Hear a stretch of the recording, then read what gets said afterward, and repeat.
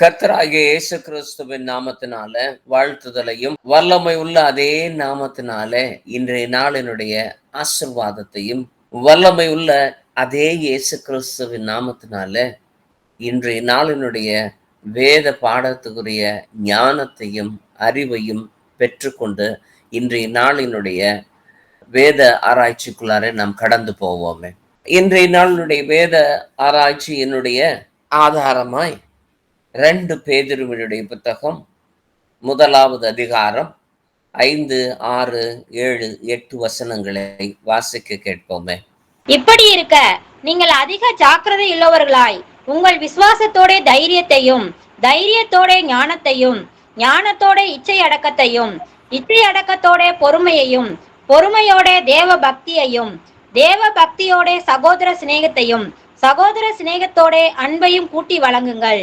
இவைகள் உங்களுக்கு உண்டாயிருந்து பெருகினால் உங்களை நம்முடைய கர்த்தராகிய இயேசு கிறிஸ்துவை அறிகிற அறிவிலே வீணரும் கனியற்றவர்களுமாய் இருக்க ஒட்டாது. பொறுமையினால் உங்கள் ஆத்துமாக்களை காத்துக்கொள்ளுங்கள். தேவனுடைய சமூகத்திற்குள்ளார நாம இந்த பைபிள் ஸ்டடியில கலந்துக்கிறதா இருந்தாலும், வேத வாசிப்புல நாம் தனிப்பட்ட விதத்துல இருந்தாலும், அல்லது நாம தனிப்பட்ட ஜெபத்துல ஜெபிக்கிறதா இருந்தாலும், எல்லாமே தேவ பக்திக்கு ஏதுவானதாய் செய்யக்கூடிய விஷயமா தான் இருக்குது. தேவ பக்திக்கு ஏதுவான விஷயத்துக்குள்ளாரதான் நாம கடந்து வருகிறோம். நாம பக்திய வளர்க்கணும் அப்படின்னாலே அத முன்னாடி நாம 6வது வசன நாம வாசித்ததன்படியே ஞானத்தோட இச்சையடக்கத்தையும், இச்சையடக்கத்தோட பொறுமையும், பொறுமையோட தேவ பக்தியையும். இப்ப நாம வளர்க்க வேண்டிய அந்த தேவ பக்தி அதற்கு முன்னதா வர வேண்டியது என்ன அப்படின்னா, பொறுமையோட தான் தேவ பக்தியை வளர்க்க முடியும். அந்த பொறுமை இல்லாம நம்மளுடைய வாழ்க்கையில இந்த கனியற்றவர்களாய் நம்ம வச்சிருக்கக்கூடிய பொறுமையற்ற தேவ பக்தி, நம்ம எந்த ஒரு வேண்டுதல்லையோ அல்லது வேற எந்த காரியத்திலையோ நம்மளுடைய காரியங்கள்ல ஈடுபட்டிருக்கக்கூடிய அந்த சந்தர்ப்பத்துல அதுல நாம அதிகபட்சமாய் பாராட்ட வேண்டியது பொறுமை. அந்த பொறுமையோட கூட இருக்கக்கூடிய தேவ பக்தி தான் நம்மை வீணரும் கனியற்றவர்களுமாய் இருக்க ஒட்டாது. அப்படின்னா நம்மளைய வீணர் அப்படிங்கிறதுக்கு ஆப்போசிட், நம்மளுடைய பயனுள்ளவர்களாய் மாற்றக்கூடிய விதத்திலும், கனியற்றவர்கள் அப்படிங்கிறதுக்குரிய ஆப்போசிட் கனி உள்ளவர்களாகவும் மாறக்கூடிய விதத்துல நம்மை உருவாக்கக்கூடிய ஒரு விஷயம் அப்படின்னா பொறுமை. அந்த பொறுமையோட இருக்கக்கூடிய தேவ பக்தி தான் இன்னைக்கு ஆவியானவர் நம்மோடு கூட பேசக்கூடிய விஷயமா இருக்கிறது. லூக்கா 21வது அதிகாரம் 9வது வசனத்தை வாசிப்போமே. யுத்தங்களையும் கலகங்களையும் குறித்து நீங்கள் கேள்விப்படும் போது பயப்படாதிருங்கள். இவைகள் முன்னதாக சம்பவிக்க வேண்டியதே, ஆனாலும் முடிவு உடனே வராது என்றார். அதுக்கு அடுத்து அப்படியே அதுல 18வது வசனத்தை 19வது வசனத்தை வாசிப்போமே. ஆனாலும் உங்கள் தலைமையில் ஒன்றாகிலும் அழியாது, உங்கள் பொறுமையினால் உங்கள் ஆத்துமாக்களை காத்துக்கொள்ளுங்கள். ஆமென். 9வது வசனத்துல ஆரம்பிக்கிறப்பையில இருந்து 9ல இருந்து 19 வரைக்கும் நீங்க அப்புறமே பொறுமையா நீங்க வாசித்து பாருங்க. லூக்கா 21வது அதிகாரம் 9ல இருந்து 19 வரைக்கும். இப்ப நம்ம கடைசி நிகழ்வினுடைய காலங்களுக்குள்ளாரே நாம் கடந்து வந்திருக்கிறோம் அப்படிங்கிறது நமக்கு நிறைய விஷயங்கள் திருஷ்டாந்தமாய் தெளிவாய் சொல்லக்கூடியதா இருக்கிறது. அதனால யுத்தங்கள், கலகங்கள் இது எல்லாத்தையுமே ரொம்ப நாளா நாம கேள்விப்பட்டுக்கிட்டு தான் இருக்கிறோம். அந்த முடிவு சமீபத்துல இருக்குங்கிறத மட்டும்தான் சொல்லியிருக்கேன். முடிவு உடனடியா வராது அப்படின்னு சொல்லிட்டு அந்த 10வது வசனம், 11வது வசனம், 17 வரைக்கும் இருக்கக்கூடிய வசனங்கள் எல்லாத்தையுமே பார்த்தீங்கன்னா, ஒருத்தருக்கு விரோதமா ஒருத்தர் இருப்பாங்க, சுவாப அன்பு இல்லாத மாதிரி இருப்பாங்க அப்படிங்கிறது எல்லா டிஸ்கிரிப்ஷனும் இருக்கும். உலகம் முடியக்கூடிய சந்தர்ப்பத்துல உபத்திரவங்களும் அன்பற்ற தன்மைகளும் நம்மை சூழ்ந்து இருக்கக்கூடிய நெருக்கங்களும் ஜாஸ்தியா இருக்கதான் செய்யும். ஆனாலும் 18வது வசனம் என்ன சொல்லுது அப்படின்னா, ஆனாலும் உங்கள் தலைமயிரில் ஒன்றாகிலும் அழியாது. ஒரு மயிர் கூட அழியாத அளவுக்கு பாதுகாக்கக்கூடிய விதத்துல தேவனுடைய கிருபை நம்மை சூழ்ந்து பாதுகாக்கிறதுனால எல்லா விஷயத்திலையுமே நாம பொறுமையாய் இருக்கும் பட்சத்துல, பேசுகிறதுல பொறுமையாகவும், கேட்கிறதுல தீவிரமாயும், ஜெபிக்கிறதுல பொறுமையாகவும், நம்மளுடைய சாட்சியங்களை கூறக்கூடியதுல அதிகபட்ச பொறுமையாகவும், இந்த பொறுமையில உங்களுடைய ஆத்துமாக்களை காத்துக்கொள்ளுங்கள். கவனிங்க, உங்களுடைய சரீரத்துல காத்துக்கிறதுக்காக இல்ல, வெளியரங்கமான இருக்கக்கூடிய உறவுகளை மெயின்டைன் பண்றதுக்காக சரி பொறுத்து போவோம் அப்படிங்கிற மாதிரி இருக்கிறதுக்காக அல்ல. நீங்கள் பொறுமையாய் இருப்பது ஆத்துமாக்களை காத்து கொள்வதற்காக தான். அதனாலதான் எபிரேயருடைய புத்தகம் 6வது அதிகாரம் 11வது வசனம், நீங்கள் அசதியாய் இராமல் வாக்குத்தத்தமான ஆசீர்வாதங்களை விசுவாசத்தினாலும் நீடிய பொறுமையினாலும் சுதந்திரித்துக் கொள்கிறவர்களை பின்பற்றுகிறவர்களாய் இருந்து. ஆமென். எதையாச்சும் ஒண்ணு ஃபாலோ பண்ணி தான் நம்ம இருக்கிறோம். யாரையாச்சும் ஒரு சில விஷயங்கள்ல சத்தியத்துல நம்ம ஃபாலோ பண்ணிக்கிட்டு தான் இருக்கிறோம். அப்படி நம்ம ஃபாலோ பண்ணக்கூடியது, அந்த பின்தொடரக்கூடியது, ஒருத்தருடைய காரியங்கள்ல பின்பற்றக்கூடியது எப்படி இருக்கணும் அப்படின்னா, நீங்கள் அசதியாயிராமல் வாக்குத்தத்தமான ஆசீர்வாதங்களை, வாக்குத்தத்தம் 1000 வருட அரசாட்சிகளை, ராஜாக்களாகவும் லேவியராகவும் நம்மை நிறுத்த வல்ல தேவனாகிய இயேசு கிறிஸ்துவின் மேல் விசுவாசம் உள்ளவர்களாய் இருக்கிறதுனால, நீடிய பொறுமையினால் மாத்திரம்தான் அதை நாம சுதந்திரித்துக் கொள்ளக்கூடியவர்களாய் நாம் மாற முடியும். அதே 6வது அதிகாரம் 15வது வசனம், அந்தபடியே அவன் பொறுமையாய் காத்திருந்து வாக்குத்தத்தம் பண்ணப்பட்டதை பெற்றான். ஆமென். அப்போ அதுக்கு மேகம் போல திரளான சாட்சிகள் போல நமக்கு இந்த அதிகாரத்துல நீங்க வாசித்து பார்த்தீங்க அப்படின்னா, ஆபிரகாம் பொறுமையாய் இருந்தது. அப்போ பொறுமையாய் எல்லா விஷயத்திலையும் எவ்வளவு நாள் பொறுமையாய் இருக்கிறது பிரதர்? நான் சபைக்கு வந்தே 2-3 வருஷம் ஆகுது பிரதர், இன்னமும் பொறுமையா இருக்க சொல்றீங்களா? நான் கல்யாணம் பண்ணி 10 வருஷம் ஆகுது பிரதர், இன்னமும் பொறுமையா இருக்க சொல்றீங்களா? அல்லது இந்த மாதிரி விஷயங்கள்ல வருஷ கணக்க நீங்க போட்டு பார்த்தீங்க அப்படின்னா, கர்த்தர் பொறுமையா இருந்தது 400 வருஷம் வரைக்குமே அவர் பொறுமையா இருந்தார். 4 தலைமுறை வரைக்குமே அவர் பொறுமையா தான் இருந்தார். அது வரைக்கும் எப்படியாச்சும் இந்த ஜனங்க திருந்திருவாங்களா அப்படின்னு சொல்லிட்டு இன்ன வரைக்கும் 7000 வருஷம் வரைக்கும் அவர் பொறுமையா தான் இருந்துகிட்டு இருக்கிறாரு. ஆனா நாம இருக்கக்கூடிய இந்த பொறுமைய, இங்க சொல்லப்பட்டிருக்கக்கூடிய உதாரணத்துல ஆபிரகாமை நாம எடுத்தோம்னாலே, பொறுமையாய் காத்திருந்து வாக்குத்தத்தம் பண்ணப்பட்டதை பெற்றுக்கொண்டான் அப்படின்னா, அவன் பொறுமையா காத்திருந்தது மிஞ்சி மிஞ்சி போனா ஒரு 25 வருஷம் காத்திருந்தான். அவனுடைய வாழ்நாள் 145 வயசுல இருக்கக்கூடிய அந்த நாட்களுக்குள்ளார அவனுடைய பொறுமை அவ்வளவுதான் இருந்துச்சு. அப்போ அந்த குறிப்பிட்ட காலகட்டத்துக்குள்ளார அவர்களுடைய பொறுமையினாலே அவர்கள் வாக்குத்தத்தம் பண்ணப்பட்டதை பெற்றுக்கொண்டார்கள். அதே நீடிய பொறுமையோடு கூட நாம் இருக்கும் பட்சத்துல எபிரேயருடைய புத்தகம் 10வது அதிகாரம் 36வது வசனம், நீங்கள் தேவனுடைய சித்தத்தின்படி செய்து வாக்குத்தத்தம் பண்ணப்பட்டதை பெறும்படிக்கு பொறுமை உங்களுக்கு வேண்டியதா இருக்கிறது. ஆமென்.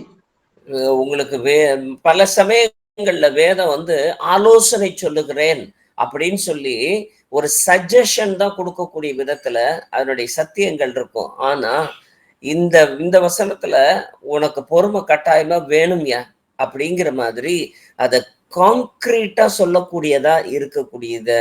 ஏன்னா அவர்கள் பொறுமையை உங்களுக்கு வேண்டியதாயிற்று. நமக்கு பொறுமை ரொம்ப அவசியமாய் இருக்க வேண்டிய ஒன்று. ஏன்னா தேவனுடைய சித்தத்தின்படி நமக்கு பெறக்கூடிய சுகமாயிருந்தாலும், நமக்கு பெறக்கூடிய ஆசீர்வாதங்களாயிருந்தாலும், வாக்குத்தத்தம் பண்ணப்பட்ட சுதந்திரத்துக்கு கொள்ளக்கூடிய காரியங்களாயிருந்தாலும், எல்லாத்துலயுமே நமக்கு வேணுங்கிறது நீட்டிய பொறுமை மாத்திரமே. ரோமர் 12:12, நம்பிக்கையிலே சந்தோஷமாய் இருங்கள், உபத்திரவத்திலே பொறுமையாய் இருங்கள், ஜெபத்திலே உறுதியாய் தரித்திருங்கள். ஆமென். நமக்கு இதெல்லாமே நம்பிக்கையில சந்தோஷமா இருக்கிறது, ஜெபத்துல உறுதியா இருக்கிறது, இது ரெண்டும் நடந்துகிட்டு தான் இருக்குது எல்லாருடைய வாழ்க்கையிலே. ஆனா சின்ன சின்ன உபத்திரவங்கள் கர்த்தர் மட்டாய் தண்டித்து நம்மை இப்போ திரும்ப தன்னுடைய காரணியத்துக்குள்ளார சேர்த்து கொள்ளக்கூடியவர்களா இருக்கிறார். ஆனா அந்த சின்ன உபத்திரவத்துல நம்மளுடைய பொறுமை இழந்து போகும் பட்சத்துல நாம் பெரிய பெரிய விபரீதங்களை எல்லாவற்றையும் சந்திக்கக்கூடியவர்களாய் தான் நம்மளுடைய வாழ்க்கை போய்கிட்டே இருக்குது. அதனால சின்ன சின்ன உபத்திரவங்கள் வாழ்க்கையில வர சமயத்துல பொறுமை சும்மா நீங்க உட்கார்ந்து இருக்கிறது, நான் பொறுமையா உட்கார்ந்துருந்தேன் பிரதர், பொறுமையா எந்திரிச்சு போனேன் பிரதர், பொறுமையா தான் வசனம்லாம் வாசிக்கிறேன் பிரதர், இந்த மாதிரி இருக்கிறதுக்காக இல்ல. உங்களுடைய சின்ன சின்ன உபத்திரவங்கள்ல பெரிய பெரிய பொறுமையை நாம் பாதுகாக்கிறவர்களாய் இருக்க வேண்டும் என்பது வேதம் நம்மிடம் எதிர்பார்க்கக்கூடியதாய் இருக்கிறது. 2 தெசலோனிக்கேயர் 1:4. நீங்கள் சகிக்கிற சகல துன்பங்களிலும் உபத்திரவங்களிலும் பொறுமையையும் விசுவாசத்தையும் காண்பிக்கிறது நிமித்தம் உங்களை குறித்து நாங்கள் தேவனுடைய சபைகளில் மேன்மை பாராட்டுகிறோம். அப்ப தேவ சபையில நான் இருக்கிறேன்னு சொல்லி மேன்மை பாராட்டுவதற்கு ஒரு காரியம் இருக்குமே, ஆனால் அந்த காரியம் பொறுமைதான். உபத்திரவங்கள்ல நீங்க பாராட்டக்கூடிய அந்த பொறுமையும் விசுவாசம் எல்லாருக்குமே இருக்குதுங்க. விசுவாசம் இல்லாம நாம யாருமே ஞானஸ்நானம் வாங்கி இருக்கிறதோ சபையில இருக்கிறதுக்கோ வாய்ப்பே இல்லவே இல்லை. எல்லாருக்குமே விசுவாசம் இருக்குது. ஆனா பொறுமையை காண்பிக்கிறது நிமித்தம் உங்களை குறித்து நான் சபைகளில, அப்போ இங்க பூலோகத்துல இருக்கக்கூடிய இந்த சபைகள்ல இவங்களை போல பொறுமைசாலி இல்லைன்னு சொல்லுற அளவுக்கு நம்மளுடைய பொறுமை ரொம்ப அதிகமாய் தேவன் இந்த நாளிலே எதிர்பார்க்கிறவராய் இருக்கிறார். வெளிப்படுத்துற விசேஷம் அவர்களுக்கு பின்னே 3ஆம் தூதன் வந்து மிகுந்த சத்தமிட்டு மிருகத்தையும் அதன் சொரூபத்தையும் வணங்கி தன் நெற்றியிலாவது தன் கையிலாவது அதன் முத்திரையை தரித்துக் கொள்ளுகிறவன் எவனோ அவன் தேவனுடைய கோபாக்கினையாகிய பாத்திரத்திலே கலப்பில்லாமல் வார்க்கப்பட்ட அவருடைய உக்கிரமமாகிய மதுவை குடித்து பரிசுத்த தூதர்களுக்கு முன்பாகவும் ஆட்டுக்குட்டியானவருக்கு முன்பாகவும் அக்னியினாலும் கந்தகத்தினாலும் வாதிக்கப்படுவான். அவர்களுடைய வாதையின் புகை சதா காலங்களிலும் எழும்பும். மிருகத்தையும் அதன் சொரூபத்தையும் வணங்குகிறவர்களுக்கு அதனுடைய நாமத்தின் முத்திரையை தரித்து கொள்ளுகிற எவனுக்கும் இரவும் பகலும் இளைப்பாறுதல் இராது. தேவனுடைய கற்பனைகளையும் இயேசுவின் மேலுள்ள விசுவாசத்தையும் காத்து கொள்ளுகிறவர்களாகிய பரிசுத்தவான்களுடைய பொறுமை இதிலே விளங்கும் என்று கூறினான். ஆமென். அப்ப இந்த மிருகத்தினுடைய முத்திரைகள், அதனுடைய கோபாக்கினைகள், இது எல்லாமே நம்ம ஃபிகரேட்டிவா நிறைய விளக்கங்கள்ல பார்த்திருக்கிறோம். ஆனா இந்த மாயமாலமான இந்த உலகத்தினுடைய அந்த கிறிஸ்துவனுடைய காரியத்துக்குள்ளார நாம தப்பு வைக்கக்கூடிய ஒவ்வொரு சந்தர்ப்பத்திலையும் நான் எத்தனை நாளுதான் பிரதர் நாம போராடிக்கிட்டே இருக்கிறது அப்படின்னு சொல்லிட்டு நம்மளுடைய பொறுமையை அந்த இடத்துல இழந்து போவேமையானால், ஏன்னா விசுவாசத்தை காத்து கொள்ளுகிறவர்களுடைய பொறுமை இதுலதான் விளங்கும். நாம எந்த ஒரு கண்ணியிலையுமே சிக்கிறாதபடிக்கு, ஏன்னா ஒவ்வொரு சின்ன சின்ன பிரச்சனையிலையுமே சோதிக்கப்படக்கூடியது நம்மளுடைய பொறுமை தான் முதலாவது சோதிக்கப்படக்கூடியதா இருக்கும். அந்த சோதிக்கப்படுற ஒவ்வொரு சந்தர்ப்பத்திலையும் விசுவாசத்தை காத்து கொள்ளுகிறவர்களுடைய பரிசுத்தவான்களுடைய பொறுமை இந்த மாதிரி சந்தர்ப்பங்கள்ல தான் விளங்கக்கூடியதாய் இருக்கும். வெளிப்படுத்தின விசேஷம் 13வது அதிகாரம் 10வது வசனம். சிறைப்படுத்தி கொண்டு போகிறவன் சிறைப்பட்டு போவான், பட்டயத்தினாலே கொல்லுகிறவன் பட்டயத்தினாலே கொல்லப்பட வேண்டும். பரிசுத்தவான்களுடைய பொறுமையும் விசுவாசமும் இதிலே விளங்கும். ஆமென். அப்போ நமக்கு இன்னைக்கு நம்மளை அரெஸ்ட் பண்ணி கொண்டு போய் சிறையில வைக்கிறதோ அல்லது பட்டயத்தினால கொண்டாந்து நம்மளை வெட்டுறதோ இதெல்லாம் இனிமே நடக்க போகிறது பர்சனலா நடக்க போகிறது கொஞ்சம் குறைவுதான். ஆனா இந்த மாதிரி நம்மளுடைய வாழ்க்கையினுடைய ஒவ்வொரு சின்ன சின்ன சந்தர்ப்பத்துல யாராலையும் மதிக்கப்படாம இருக்கக்கூடிய விதத்துல என்னைய இவங்க சட்டை பண்ணல, என்னைய தனியப்படுத்துறாங்க, என்னை ஒதுக்குறாங்க, எனக்குரிய காரியங்களை யாருமே சந்திக்க மாட்டேங்கிறாங்க, எனக்கு வயசாயிடுச்சுங்கிறதுனால என்னை மதிக்க மாட்டேங்கிறாங்க அப்படின்னு போறதெல்லாம் சிறைப்பட்டு போகக்கூடியதுக்கு சமானம். வார்த்தையினால நம்மளை ரொம்ப அதிகமாய் நம்மளுடைய மனசு காயப்படுத்தக்கூடிய விதத்துல நாம பாதிக்கப்படக்கூடிய அந்த சந்தர்ப்பங்கள் எல்லாமே பட்டயத்தினால கொல்லப்படுறதற்கு சமானம். அந்த சமயத்துல எல்லாத்துலயுமே பரிசுத்தவான்களுடைய பொறுமையும் விசுவாசமும் ரெண்டும் சேர்ந்தே தான் போயிட்டு இருக்கு. நான் ஆரம்பத்துல இருந்தே கரெக்டா தான் கொண்டு வந்துகிட்டு இருக்கிறேன். விசுவாசங்கிறது பொறுமையை வச்சுதான் இருக்குது. பொறுமை வளரும் பட்சத்துல தான் விசுவாசம் இருக்கக்கூடியதா இருக்கும். ரெண்டுமே அதுலதான் விளங்கும். நாம எப்போ நாம சிறுமைப்படுத்தப்படுறோமோ அல்லது உதாசீனப்படுத்தப்படுறோமோ, துன்பப்படுத்தப்படுறோமோ, ஏளனப்படுத்தப்படுறோமோ, அந்த சந்தர்ப்பங்கள்ல நாம் பொறுமையை கடைபிடிக்கிறவர்களாய் இருக்கும் பட்சத்துல தேவனுடைய சமூகத்துல பரிசுத்தவான்களாய் இருக்கவும் நம்மளுடைய பொறுமையும் விசுவாசமும் அதிலே விளங்கக்கூடியதாய் இருக்கும். வெளிப்படுத்தின விசேஷம் 1வது அதிகாரம் 9வது வசனத்தை வாசிப்போமே.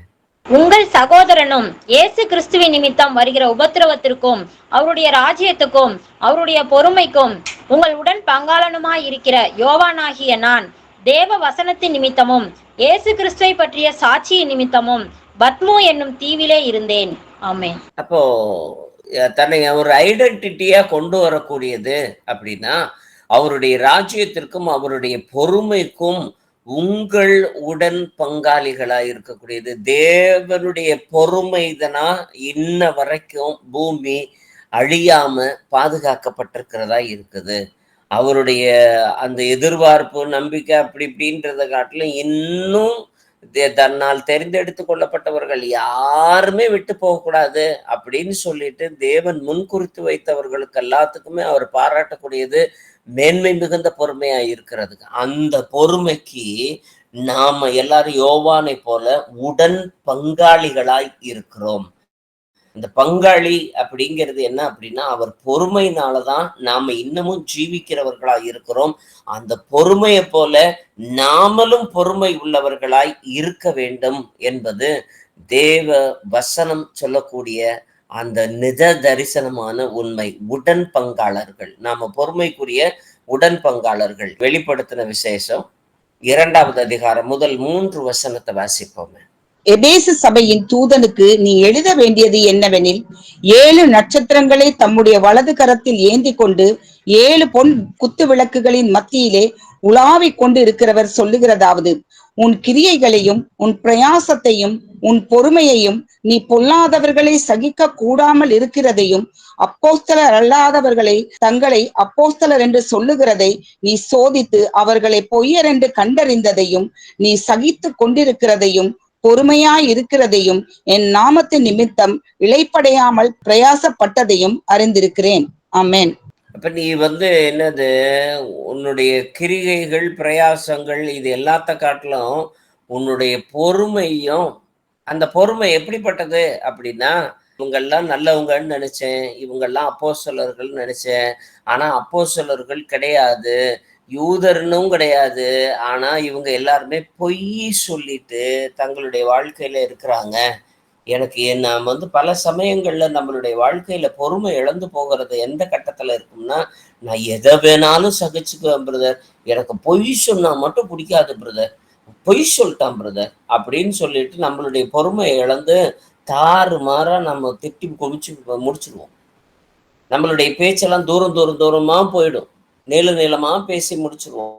ஆனா தேவன் அந்த சந்தர்ப்பத்திலையும் நீ சகித்து கொண்டு இருக்கிறதையும் பொறுமையாய் இருக்கிறதையும் என்னுடைய நாமத்தினால இளைப்படையாமல் பிரயாசப்பட்டதையும் அறிந்திருக்கிறேன்.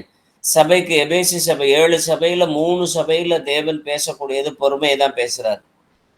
அப்ப நம்மளுடைய வாழ்க்கையில நாம ஆவியினுடைய கனியில இருக்கக்கூடிய அந்த ஒரு சுவையில நாம பாராட்டப்பட வேண்டிய ஒன்று நீடிய பொறுமை. அந்த பொறுமைய தேவன் அறிந்தவராய் இருக்கிறார். நீங்க எவ்வளவு தூரத்துக்கு பொறுமையா இருக்கிறீங்க, நான் பொறுமையா இருக்கிறேங்கிறது யாருக்குமே தெரிய மாட்டேங்குது பிரதர் அப்படின்னா கர்த்தர் மாத்திரம் அறிவார். அது மட்டும் போதும். அதுதான் தீர்வை நாளில் உங்களுக்கு வாக்குத்தத்தம் பண்ணப்பட்டதை உங்களுக்கு தரக்கூடியதா இருக்கும். வெளிப்படுத்தின விசேஷம் 2வது அதிகாரம் 18-19 வாசிப்போம். தியத்தீரா சபையின் தூதனுக்கு நீ எழுத வேண்டியது என்னவெனில், அக்கினி ஜுவாலை போன்ற கண்களும் பிரகாசமான வெண்கலம் போன்ற பாதங்களும் உள்ள தேவகுமாரன் சொல்லுகிறதாவது, உன் கிரியைகளையும் உன் அன்பையும் உன் ஊழியத்தையும் உன் விசுவாசத்தையும் உன் பொறுமையையும் நீ முன்பு செய்த கிரியைகளிலும் பின்பு செய்த கிரியைகள் அதிகமாய் இருக்கிறதையும் அறிந்திருக்கிறேன். ஆமென். நிறைய விஷயங்கள்ல நான் ஆரம்பத்துல இருக்கக்கூடிய அன்பை பின்னாடி விட்டுட்டேன் அப்படின்னு சொல்லிட்டு நமக்கு போகிறப்ப ஏன் வருது அப்படின்னா, நாம ஒரு சில உறவுகள்லையோ நம்மளுடைய குடும்பங்கள்லையோ நம்மளுடைய வேலை பார்க்கக்கூடிய இடத்துலையோ வெளி இடத்துல பழகிறவங்களையோ ஆரம்பத்துல நல்லா தான் பழகுறாங்க. ஆனா போக போக ஒரு சில பொய்கள், ஒரு சில ஒவ்வாமைகள், ஒரு சில தேவையில்லாத பழக்கங்கள் எல்லாத்தையுமே அறிஞ்சதுக்கு அப்புறமேட்டு அந்த பொறுமையில இருந்து நாம கொஞ்சம் கொஞ்சமா விட்ரா ஆயிட்டோம் அப்படின்னா, முன்பு செய்த கிரியை காட்டிலும் பின்பு செய்யக்கூடிய கிரியைகள் குறைவா போகக்கூடியதா மாறிடுது. அந்த பின் செய்த கிரியைகள், ஆனா பொறுமை இருக்கும் பட்சத்துல முன்பு செய்த கிரியைகளும் பின்பு செய்யக்கூடிய கிரியைகள் அதிகமாய் இருக்கும் என்பதை தேவன் அறிந்தவராய் இருக்கிறார். தேவன் எல்லாவற்றையுமே முன்கூட்டி அறிந்தவர். தேவனுடைய பிள்ளைகள் நாம பொறுமையாய் இருக்கும் பட்சத்துல அவர் நம்மளை அறிந்த வண்ணமாகவே அறிந்து கொள்வார். நீங்க பொறுமையா இருப்பீங்க, இன்னும் அதிகமா செய்வீங்க அப்படின்னு. ஏன்னா ரூத்தினுடைய வாழ்க்கையில முன்னாடி அவ மருமகளா இருந்து மகன்கள்லாம் உயிரோட இருந்தப்ப நடந்து கொண்டதை காட்டிலும் அவ ரூத்து 3:10 வாசிங்களேன். அதற்கு அவன், மகளே, நீ கர்த்தரால் ஆசீர்வதிக்கப்படுவாயாக. நீ தரித்திரரும் ஐஸ்வர்யவான்களுமான வாலிபர்களின் பிறகே போகாததினால் உன் முந்தின நற்குணத்தை பார்க்கிலும் உன் பிந்தின நற்குணம் உத்தமமாயிருக்கிறது. ஆமென். ஏன்னா ஃபர்ஸ்ட் ஆஃப் தன்னுடைய கணவனோட இருந்து மோவாப் தேசத்துல குடியிருந்த நாட்கள் எல்லாமே இருக்குது. மாமியாரோட நகோமியோட சேர்ந்து இருந்த நாட்கள் எல்லாமே இருக்கு. அவனுடைய வாழ்க்கையில ஃபர்ஸ்ட் ஹாஃப்ல இருக்கு. செகண்ட் ஹாஃப்ல இருந்து ஆரம்பிக்கக்கூடியதுதான் போவாஸோட சேர்ந்து ஆரம்பிக்கக்கூடிய நாட்களா இருக்கு. அந்த போவாஸோட சேர்ந்து ஆரம்பிக்கக்கூடிய நாட்கள்ல வாலிபர்களுக்கு பின்னாடி போய் தன்னுடைய சபலத்திற்காக மாத்திரம் துணையை தேடக்கூடியவராய் இல்லாம தன்னுடைய தேவ சித்தம் நிறைவேறுவதற்கு ஒரு கிழவனாய் இருந்தாலும் பரவாயில்லை அப்படின்னு சொல்லிட்டு அவனுடைய போர்வையிலே படுத்ததை பார்த்த உடனே, மகளே, நீ கர்த்தரால் ஆசிர்வதிக்கப்படுவாயாக. அப்போ ஏன்னா காசு பணத்துக்கு பின்னாடியோ வாலிபர்களுக்கு பின்னாடியோ அலையாதபடிக்கு இவளுடைய அந்த பிந்தின குணம், ஏன்னா கஷ்டப்பட அந்த நற்குணங்கள் எல்லாமே குறைஞ்சு போய்கிட்டே இருக்கும். நமக்கு ஒவ்வொரு நாளைக்கு ஒவ்வொரு சின்ன சின்ன சங்கடங்கள்லாம் வர வர வர வர நம்மளுடைய விசுவாசம் குறைஞ்சு போயிடும். ஒரு சில சமயங்கள்ல நம்மளுடைய அந்த எதிர்பார்த்திருக்கக்கூடிய நம்பிக்கைகள் குறைஞ்சு போயிடும். அப்படியெல்லாம் குறைஞ்சு போகாம முந்தின நற்கிரியை காட்டிலும் பிந்தின நற்குணம் அதிகமாய் இருக்க வேண்டும் என்று தேவன் நம்மை எதிர்பார்க்கிறார். ஏன்னா விசுவாசிகளே, தேவனுடைய சீஷர்களே, நீங்க இந்த சபைக்குள்ளார வந்த நாட்கள்ல இருந்து நாம என்னது இப்போ சில ஆண்டுகள் ஆயிருக்கு. ஆரம்பத்துல இருந்த நிலைமையில இருக்கிறத காட்டிலும் இப்ப இருக்கக்கூடிய பிந்தின குணம் நற்குணமாய் இருக்குதா என்பதை நாம் பரிசோதித்து பார்ப்போமே. வெளிப்படுத்தின விசேஷம் 3வது அதிகாரம் 7-10 வரைக்கும் இருக்கிறத வாசி. பிலதெல்பியா சபையின் தூதனுக்கு நீ எழுத வேண்டியது என்னவெனில், பரிசுத்தம் உள்ளவரும் சத்தியம் உள்ளவரும் தாவீதின் திறவுகோலை உடையவரும் ஒருவரும் பூட்டக்கூடாதபடிக்கு திறக்கிறவரும் ஒருவரும் திறக்க கூடாதபடிக்கு பூட்டுகிறவருமாய் இருக்கிறவர் சொல்லுகிறதாவது, உன் கிரியைகளை அறிந்திருக்கிறேன். உனக்கு கொஞ்சம் பலம் இருந்தும் நீ என் நாமத்தை மறுதலியாமல் என் வசனத்தை கைக்கொண்டபடியினாலே இதோ திறந்த வாசலை உனக்கு முன்பாக வைத்திருக்கிறேன், அதை ஒருவனும் பூட்ட மாட்டான். இதோ யூதர் அல்லாதிருந்தும் தங்களை யூதர் என்று பொய் சொல்லுகிறவர்களாகிய சாத்தானுடைய கூட்டத்தாரில் சிலரை உனக்கு கொடுப்பேன். இதோ அவர்கள் உன் பாதங்களுக்கு முன்பாக வந்து பணிந்து நான் உன்மேல் அன்பாய் இருக்கிறதை அறிந்து கொள்ளும்படி செய்வேன். என் பொறுமையை குறித்து சொல்லிய வசனத்தை நீ காத்து கொண்டபடியினால் பூமியில் குடியிருக்கிறவர்களை சோதிக்கும்படியாய் பூச்சக்கரத்தின் மேலெங்கும் வரப்போகிற சோதனை காலத்திற்கு தப்பும்படி நானும் உன்னை காப்பேன். ஆமென். அப்ப கொஞ்சோண்டு பலன் இருக்கக்கூடிய சமயத்திலையும் அவருடைய நாமத்தை மறுதலியாம எல்லா காரியத்திலையுமே முன்மாதிரியா ஓடிட்டே இருந்த சபை பிலதெல்பியா சபை. அப்ப அந்த பொறுமையை தான் தேவன் நீ பொறுமையை குறித்து சொல்லிய வசனங்கள் எல்லாவற்றையும் நீர் காத்து கொண்டபடியினாலே தேவனுடைய சமூகத்துல விலையேற பெற்றதாய் மாறினது. அந்த சபையும் அவர் அங்கீகரிக்கக்கூடிய விதத்துல அது மாறினதா இருக்குது. தேவனுடைய கிருபையினால நாமும் நம்மளுடைய வாழ்க்கையில எனக்கு தேவனுக்கு அடுத்த பொறுமையெல்லாம் இல்லை, மற்ற காரியத்துல எல்லாத்துலயுமே நான் பொறுமையா இருக்கிறேன், இதெல்லாம் நான் என்னால சகிக்க முடியல அப்படின்னு சொல்லக்கூடிய எந்த காரியமும் இல்லை. உங்களுடைய பலன் கொஞ்சமா இருந்தாலும் நீங்க பாதுகாக்க வேண்டியது நீடிய பொறுமையாய் இருக்கிறது. பிரசங்கி 7:8. ஒரு காரியத்தின் துவக்கத்தை பார்க்கிலும் அதன் முடிவு நல்லது, பெருமையுள்ளவனை பார்க்கிலும் பொறுமையுள்ளவன் உத்தமன். ஆமென். நாம அதை செஞ்சுட்டேன், இதை சாதிச்சிட்டேன், அப்படி நான் செஞ்சேன், இப்படி நான் செஞ்சேன். அந்த மாதிரி நம்மளுடைய காரியங்கள்ல பெருமை பாராட்டுறதை காட்டிலும், நான் பைபிள் படிக்கிறேன், இத்தனை அதிகாரம் படிச்சேன், இவ்வளவு நேரம் ஜெபம் பண்ணேன், இப்படி உபவாசம் இருந்தேன் அப்படின்னு நம்மளுடைய பக்திக்குரிய காரியங்கள்ல பெருமை பாராட்டுவதை பார்க்கலும், நாம நிறைய காரியங்கள்ல உண்மை உள்ளவனாய், பொறுமை உள்ளவனாய் இருக்கும் பட்சத்துல அது உத்தமத்தனமாய் தேவனுடைய சமூகத்துல விளங்கும். யாக்கோபு 1வது அதிகாரம் முதல் 4 வசனங்களை வாசிக்க கேட்போம். தேவனுக்கும் கர்த்தராகிய இயேசு கிறிஸ்துவுக்கும் ஊழியக்காரனாகிய யாக்கோபு சிதறி இருக்கிற 12 கோத்திரங்களுக்கும் வாழ்த்துதல் சொல்லி எழுதுகிறதாவது, என் சகோதரரே, நீங்கள் பலவிதமான சோதனைகளில் அகப்படும் போது உங்கள் விசுவாசத்தின் பரீட்சையானது பொறுமையை உண்டாக்கும் என்று அறிந்து அதை மிகுந்த சந்தோஷமாக எண்ணுங்கள்.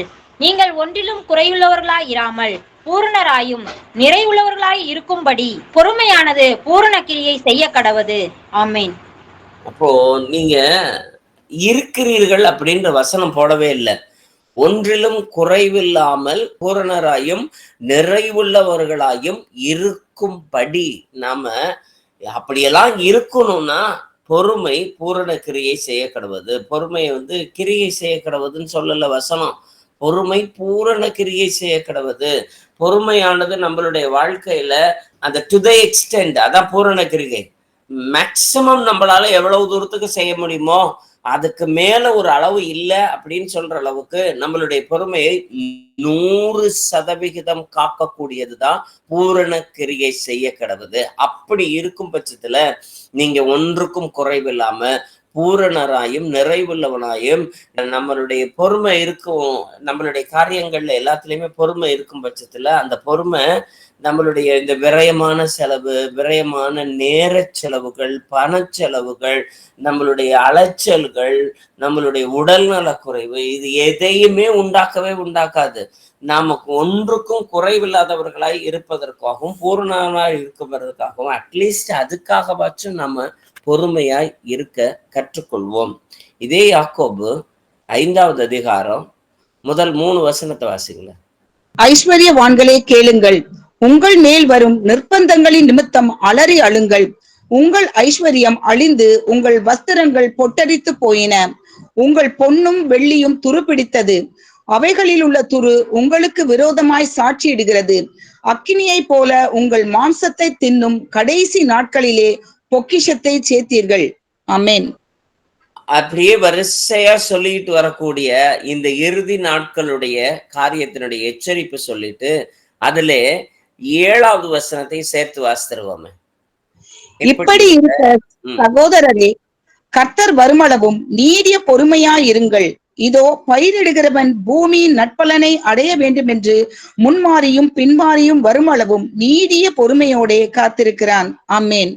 அப்போ நம்ம வச்சிருக்கக்கூடிய காரியங்கள் எல்லாமே அழிந்து போகும் அப்படி இப்படின்னு சொல்லிட்டு இறுதி காரியத்துல இருக்கக்கூடிய எல்லா எச்சரிப்பு சத்தமும் இருந்துச்சு அப்படின்னாலும் நாம கர்த்தருக்கு உண்டாய் இருக்கக்கூடிய அந்த நீடிய பொறுமை, ஏன்னா அவர் வருமளவும் நாம காத்திருக்க வேண்டியது விசுவாசம் நிச்சயமா உண்டு. கர்த்தர் நிச்சயமா வருவார்னு சொல்லிட்டு எல்லாருக்கும் விசுவாசம் இருக்கும். ஆனா ஒரு சில விஷயங்கள்ல அந்த நீடிய பொறுமை இல்லாத பட்சத்துல அந்த முன்மாரியை வாங்கி பார்த்தவங்க பின்மாரியையும் வருமளவும் நாம் நீடிய பொறுமை காத்திருக்கிறவர்களா இருக்கிறோம்.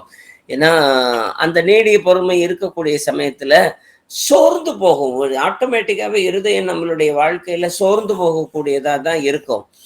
லூக்கா எழுதின சுவிசேஷம் 21வது அதிகாரம் 26வது வசனம். வானத்தின் சத்துவங்கள் அசைக்கப்படும், ஆதலால் பூமியின் மேல் வரும் ஆபத்துக்களுக்கு பயந்து எதிர்பார்த்திருக்கிறதினால் மனுஷருடைய இருதயம் சோர்ந்து போம். ஆமென்.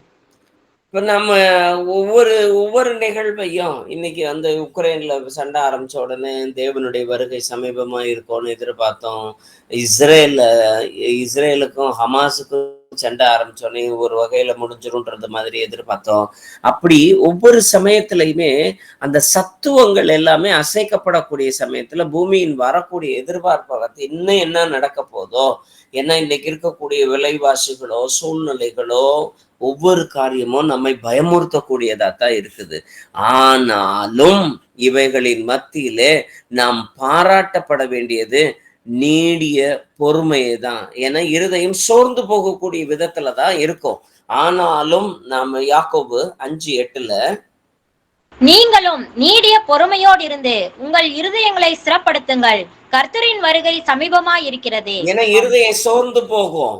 ஆனா அந்த நீடிய பொறுமையோடு கூட நாம் இருதயத்தை ஸ்திரப்படுத்தும் பொழுது கர்த்தருடைய வருகை சமீபமாய் இருக்கிறது என்று நாம் அறிக்கை செய்கிறவர்களாய் மாறுகிறோம். வசிப்போமே. அதே யாக்கோபுல 10வது வசனம் 5:10. என் சகோதரரே, கர்த்தருடைய நாமத்தினாலே பேசின தீர்க்க தரிசிகளை துன்பப்படுத்தலுக்கும் நீடிய பொறுமைக்கும் திருஷ்டாந்தமாக வைத்துக் கொள்ளுங்கள். ஆமென். அன்னைக்கு அந்த தீர்க்கதரிசிகளை திருஷ்டாந்தமாய் வச்சிருக்கிறாங்க. இன்னைக்கு ஒவ்வொருத்தர் வீட்டிலையுமே இந்த ஐக்கியத்துல சேர்ந்திருக்கக்கூடிய சீஷர்களை தான் திருஷ்டாந்தமா வைக்க முடியும், வைக்கணும். அது மாதிரி நாம நீடிய பொறுமைக்கு திருஷ்டாந்தமாய் அப்படித்தான் இருக்கணும்ன்றத வேதம் எதிர்பார்க்கிறதாய் இருக்குது. ஒவ்வொரு வீட்டுக்கும் நான் ரட்சிக்கப்பட்டேன், நான் இயேசு கிறிஸ்துவ நாமத்தினால ஞானஸ்தானம் வாங்கிட்டேன், இயேசு கிறிஸ்துவனுடைய சபைக்குள்ளார நான் இருக்கிறேன் அப்படின்னு சொல்லக்கூடிய ஒவ்வொருத்தருமே திருஷ்டாந்தமாய் இருக்க வேண்டியவர்கள். அப்படி இருக்கிறவர்களுக்கு தேவனுடைய பாதுகாப்பும் வல்லமையும் உண்டாவதாக. இல்லைன்னா தயவு செய்து நம்மை நாமே இன்றைய நாளிலே நிதானித்து பார்ப்போம். ரோமர் 2:6-7.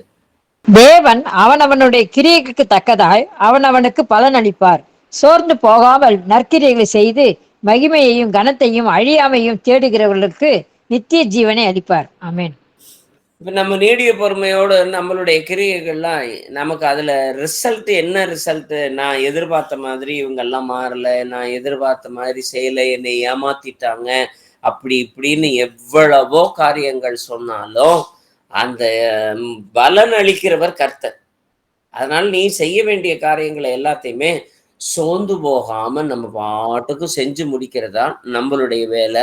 அதுதான் நமக்கு நித்திய ஜீவனை அளிக்கக்கூடியதாய் மாறும். ரோமர் 15வது அதிகாரம் முதல் 4 வசனங்களை வாசிப்போம். அன்றியும் பலமுள்ளவர்களாகிய நாம் நமக்கே பிரியமாய் நடவாமல் பலவீனருடைய பலவீனங்களை தாங்க வேண்டும். நம்மில் ஒவ்வொருவனும் பிறனுடைய பக்தி விருத்திக்கு ஏதுவான நன்மை உண்டாகும்படி அவனுக்கு பிரியமாய் நடக்க கடவன். கிறிஸ்துவும் தமக்கே பிரியமாய் நடவாமல் உம்மை நிந்திக்கிறவருடைய நிந்தைகள் என்மேல் விழுந்தது என்று எழுதியிருக்கிறபடியே நடந்தார். தேவ வசனத்தினால் உண்டாகும் பொறுமையினாலும் ஆறுதலினாலும் நான் நம்பிக்கையுள்ளவர்களாய் இருக்கும்படிக்கு முன்பு எழுதியிருக்கிறவைகளை எல்லாம் நமக்கு போதனையாக எழுதியிருக்கிறது. நீங்கள் ஒருமனப்பட்டு நம்முடைய கர்த்தராகிய இயேசு கிறிஸ்துவின் பிதாவாகிய தேவனை ஒரே வாயினால் மகிமைப்படுத்தும்படிக்கு பொறுமையையும் ஆறுதலையும் அளிக்கும் தேவன் கிறிஸ்து இயேசுவினுடைய மாதிரியின்படியே நீங்கள் ஏக சிந்தையுள்ளவர்களாய் இருக்கும்படி உங்களுக்கு அனுக்கிரகம் செய்வாராக. ஆமென். இப்ப நீங்க செய்ய வேண்டிய விஷயங்கள் எல்லாமே நம்ம எப்பெல்லாம் நாம பொறுமையா இருக்கிறோம்னா, நமக்கு பிரியமாய் நடக்கக்கூடியவர்கள்ட்ட நாம எவ்வளவு பொறுமையா நடக்க முடியுமோ அவ்வளவு தூரத்துக்கு பொறுமையா நடக்கிறோம். தப்பு செஞ்சாலும் சின்ன பிள்ளைங்க எல்லாமே ரொம்ப பிடிக்கும், அது பண்ணக்கூடிய சேட்டை எல்லாத்தையும் பொறுமையா பொறுத்துக்கிட்டு தான் போவாங்க. தலைமையில ஏறினாலும் கீழே இறங்கினாலும் அடிச்சாலும் போனாலும் வந்தாலும் எல்லாத்தையும் பொறுமையா எடுத்துட்டு போங்க. உங்களுக்கு பிரியமாய் இருக்கக்கூடிய விதத்துல மட்டும் நாம பொறுமையா இருந்தோம்னா அது தேவனுக்கு அடுத்த காரியம் அல்லவே அல்ல. நாம உங்களுக்கு பிடிக்காத விஷயத்திலையுமே உங்களுக்கு மாத்திரம் நீங்க பிரியமா நடந்துக்கிறது தேவனுக்கு அடுத்த காரியம் அல்லவே இல்லை. உங்களுக்கு தேவனுக்கு பிரியமாய் இருக்கக்கூடிய விதத்துலதான். அதனாலதான் இயேசு கிறிஸ்து இந்த துன்பக்களம் என்னை விட்டு கூடுமானால் அகல கடவுது, ஆகிலும் என் விருப்பப்படி அல்ல உம்முடைய சித்தத்தின்படி ஆக கடவுது அப்படின்னு சொல்லிட்டு அவருடைய விருப்பத்தை அல்லாமல் தேவனுடைய விருப்பத்தை நிறைவேற்றுவதற்கு நாம ஒப்பு கொடுக்கக்கூடிய அந்த ஏக சிந்தை உள்ளவர்களாய் இருக்கும் பட்சத்துலதான் தேவன் நமக்கு இயேசு கிறிஸ்துவ போல நானும் நீடிய பொறுமையோட இருக்கணும், இயேசு கிறிஸ்துவ போல எல்லாவற்றையும் சகிக்கிறவர்களா இருக்கணும், இயேசு கிறிஸ்துவ போல எல்லாவற்றிலும் நான் அந்த சோர்ந்து போகாம இருந்துக்கணும் அப்படின்னு சொல்லிட்டு நான் ஏக சிந்தை உள்ளவர்களா இருக்கும் பட்சத்துலதான் அவர் பொறுமையும் ஆறுதலையும் தேவன் அழிக்கக்கூடியவராய் இருக்கிறார். அந்த ஏக சிந்தையை இன்னைக்கு கத்துக்கிற பட்சத்துல கர்த்தர் நமக்கு ஒரு ஆறுதல் தரக்கூடியவராய் இந்த நாளிலே கடந்து வருவாராக. பிரசங்கி 7:8. ஒரு காரியத்தின் துவக்கத்தை பார்க்கிலும் அதன் முடிவு நல்லது, பெருமை உள்ளவனை பார்க்கிலும் பொறுமை உள்ளவன் உத்தமன். ஆமென். அப்போ நம்ம துவக்கத்தை காட்டிலும் முடியக்கூடிய விஷயம்தான் ரொம்ப ரொம்ப ரொம்ப நல்லதுன்றாங்க. இயேசு கிறிஸ்து ஆரம்பிச்சதை காட்டிலும் இன்னைக்கு முடிவுக்குள்ளார நாம இருக்கிறோம். அந்த முடிவுக்குள்ளார நம்மை உத்தமமாய் கொண்டு போய் நிறுத்தக்கூடியது அந்த பொறுமை மாத்திரம்தான். 1 பேதுரு 2:20. நீங்கள் குற்றம் செய்து அடிக்கப்படும் பொழுது பொறுமையோடு சகித்தால் அதனால் என்ன கீர்த்தியுண்டு? நீங்கள் நன்மை செய்து பாடுபடும் போது பொறுமையோடு சகித்தால் அதுவே தேவனுக்கு முன்பாக பிரீத்தியாய் இருக்கும். ஆமென். நம்ம தப்பு செய்து தண்டிக்கப்படும் பொழுது நான் பொறுமையா இதெல்லாம் சகிச்சுக்கிட்டேன் பிரதர் அப்படின்னு சொல்லி, ஒரு கைதி ஜெயில்ல இருக்கக்கூடிய விஷயத்த நான் பொறுமையா ஜெயில்ல இருந்தேன் பிரதர் அப்படின்னு சொன்னா, அது அவங்க செய்த தப்பிற்கு உரிய தண்டனையை அனுபவிச்சது. இதுல என்ன பொறுமை வேண்டி கிடக்குது? அவர்களுக்குரிய காரியத்தை அவங்களுக்குரிய சந்திக்க வேண்டியதா இருக்குது. ஆனா நாம தப்பு செய்யாமலும் நம்ம பொறுமை எந்த சமயத்துல ரொம்ப அதிகபட்சமா இழந்து போகும் அப்படின்னா, நான் தப்பே செய்யல பிரதர், ஆனா என் மேல இவ்வளவு பெரிய அபாண்டமான பலியை சுமத்துறாங்க அப்படின்றப்போ பொறுமை வெடிச்சு செதறியக்கூடியதா மாறிடும். ஆனா நாம என்ன செய்யணும்? அந்த சந்தர்ப்பத்திலையும் நாம நீடிய பொறுமையோடு கூட நம்மளுடைய காரியங்களை காத்து கொள்ளுகிற பொழுது கர்த்தர் மேன்மை உள்ளவராய் நம்மளுடைய சமூகத்துல இருக்கிறார். இதுக்கு முந்தின வசனத்தை வாசிங்களேன். 1 பேதுருல 2:19 வாசிங்களேன். ஏனெனில் தேவன் மேல் பற்றுதலாய் இருக்கிற மனசாட்சியின் நிமித்தம் ஒருவன் அநியாயமாய் பாடுபட்டு உபத்திரவங்களை பொறுமையாய் சகித்தால் அதுவே பிரீதியாய் இருக்கும். ஆமென். பிரீதி அப்படின்னா பிரியம், ரொம்ப பிரியமா இருக்கும். எது அப்படின்னா மனசாட்சியின் நிமித்தம். உங்க மனசாட்சி ஒவ்வொரு சந்தர்ப்பத்திலையும் உங்களுக்காய் சாட்சி சொல்ல வேண்டியதா இருக்கும். பொறுமையா இருக்கிறீங்கன்னு சொல்லிட்டு நமக்கு சாட்சி சொல்ல வேண்டியதா இருக்குது. வாசிப்போமே, யாக்கோபு 5:11. இதோ பொறுமையா இருக்கிறவர்களை பாக்கியவான்கள் என்கிறோமே. யோபின் பொறுமையை குறித்து கேள்விப்பட்டிருக்கிறீர்கள், கர்த்தருடைய செயலின் முடிவையும் கண்டிருக்கிறீர்கள். கர்த்தர் மிகுந்த உருக்கமும் இரக்கம் உள்ளவருமாய் இருக்கிறாரே. ஆமென். இப்ப நம்ம எல்லாம் ரொம்ப பொறுமையா இருக்கிறோம் அப்படிங்கிறது பல சந்தர்ப்பங்கள்ல சொல்லியிருக்கிறோம். ஆனா பொறுமையா இருக்கிறவர்களே பாக்கியவான்கள் என்கிறோமே. அப்ப நீங்க எல்லாம் கேள்விப்பட்டிருக்கிறீங்களா? யோபனுடைய பொறுமையை பத்தி கேள்விப்பட்டிருக்கிறீங்களா அப்படின்னு சொல்லி தெரியாத அந்த ஜனங்களுக்கு யாக்கோபு தன்னுடைய நிருபத்துல கேட்கிறாரு. ஆனா தெரிந்தவர்கள் நாம யோபுவை போல இன்னும் சோதிக்கப்பட்டவர்கள் அல்ல. நாம யோபுவினுடைய காரியத்தை போல நீடிய பொறுமை உள்ளவர்களாய் இன்ன வரைக்கும் இல்லை. யாருமே அப்படி சோதிக்கப்பட்டவர்களும் இல்லை, அப்படி யாருமே அந்த பொறுமையை காத்து கொண்டவர்களும் இல்லை. நீ அந்த மாதிரி நடந்திருந்தா சொல்லு, நீ பாக்கியவான்றத இப்பவே நான் சர்டிஃபை பண்றேன்னு சொல்லிட்டு வேத வார்த்தை சொல்லுகிறது. அந்த நீடிய உருக்கமும் இரக்கமும் தேவனுடைய சமூகத்திற்குள்ளார நமக்கு கடந்து வரணும். அப்படின்னா யோபுவின் பொறுமையை விட கூடுதலான பொறுமையா, யோபுவினுடைய காலத்துல இயேசு கிறிஸ்துவை அவர்கள் அறியாதவர்களாய் இருந்தாங்க, வெளிப்படல, இயேசு கிறிஸ்து வெளிப்படல. அதனால அவன் அந்த எந்த மட்டும் எனக்கு யாராச்சும் பரிந்து பேசுறதுக்கு யாராச்சும் ஒருத்தர் வேணுமே அப்படின்னு சொல்லிட்டு அவன் எதிர்பார்க்கிற லெவலுக்கு அவனுடைய காரியங்கள் எல்லாமே இருந்துச்சு. ஆனா அதுக்கும் நடுவுலையுமே அவன் பொறுமையா இருந்தான் அப்படிங்கிறது இன்றளவும் பேசப்படக்கூடிய ஒன்றாய் இருக்கிறது. எபிரேயர் 12வது அதிகாரம் 1 வசனத்தை வாசிப்போமே. ஆகையால் மேகம் போன்ற இத்தனை திரளான சாட்சிகள் நம்மை சூழ்ந்து கொண்டிருக்க பாரமான யாவற்றையும் நம்மை சுற்றி நெருங்கி நிற்கின்ற பாவத்தையும் தள்ளிவிட்டு விசுவாசத்தை துவக்குகிறவரும் முடிக்கிறவருமாயிருக்கிற இயேசுவை நோக்கி நமக்கு நியமித்திருக்கிற ஓட்டத்தில் பொறுமையோட ஓடக்கடவோம். ஆமென். இப்ப இந்த நியமிக்கப்பட்ட ஓட்டத்தை நாம ஆரம்பிச்சிட்டோம்.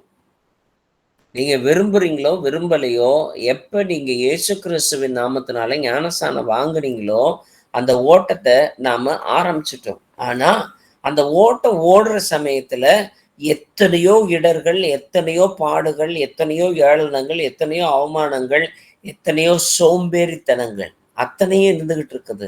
ஆனா இது எல்லாமே நாம மேகம் போல திரளான சாட்சிகளை பார்த்து நாம இந்த பாரமா இருக்கக்கூடிய எல்லாத்தையுமே உதறி தள்ளிட்டு நாம பொறுமையோட ஓட வேண்டும் என்று வேதம் நம்மை எதிர்பார்க்கக்கூடியதாய் இருக்கிறது. சங்கீதம் 106:33 வாசிப்போம்.